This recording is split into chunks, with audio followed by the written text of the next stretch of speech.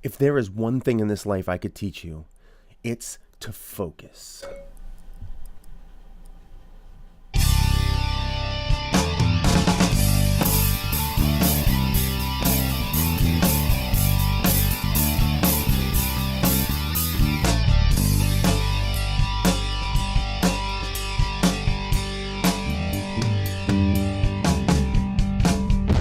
What's up, Cinemaniacs? This time I'm bringing you Focus. This movie was written and directed by Glenn Ficarra and John Requa, which is becoming more frequent, the directing duos of sorts. They haven't done a lot of movies together, but they did do Crazy Stupid Love and I Love You, Philip Morris. Those two movies I have not seen, so I had no expectations going to this movie whatsoever, besides the fact that the trailer looked really cool and Will Smith was in it and Margot Robbie was in it. So I did have expectations, but it didn't have to do with the directing duo. We'll start off with the cast, and that is Will Smith, who played Nicky. You also have Margot Robbie, who played Jess, and Adrian Martinez, who played Farhad, who was hilarious. One of the best secondary characters in a movie so far this year. And you also had a stud of an actor, Gerald McRaney, who you can see playing in House of Cards. Plays a very similar type of tone of character in this movie. Now, this movie was a comedy, drama, crime movie. That's what it was labeled as on IMDb. First off, I want to say how happy I was to see Will Smith and Margot Robbie working so well together on screen. They have really good chemistry together, and I was so glad because they could be working together for quite some time in the Suicide Squad. I mean, come on. Look at this picture of Margot Robbie and Harley Quinn. Epic. Oh yeah, and Will Smith is Deadshot. But I digress. This movie is about Will Smith and his character Nicky, who is also known as Mello. And not the reason why you'd think he'd be named Mello.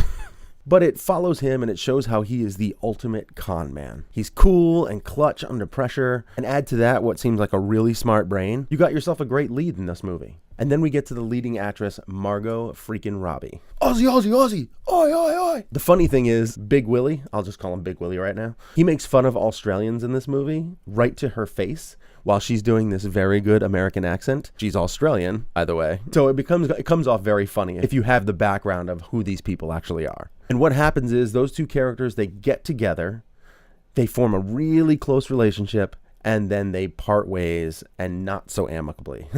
Cut to 3 years later, and we're back with Will Smith going after the big score, one of the biggest scores of his life. The character he's going after is Garriga. It seems like his character, Garriga, is the main mark. But it just so happens when he is trying to work this mark, the Fresh Prince sees a glimpse of Margot Robbie again, who just so happens to be hooking up with Garriga. So then the game ensues. Now, there are parts in this movie that kind of tend to drag on a little bit longer than they probably should have. But even when they are slowing down, and it doesn't come to a snail's pace, it just kind of casually brings you to the next scene instead of, quickly moving like the beginning of this movie did. The beginning of this movie was just so like boom, boom, boom, boom, fast pace and go, go, go, go. Very entertaining. But when the movie slows down, it actually gets really good in a different kind of way. There's lots of lying. There's so much lying this whole movie all the way through that you don't know what is the truth at all. And your mind just wanders like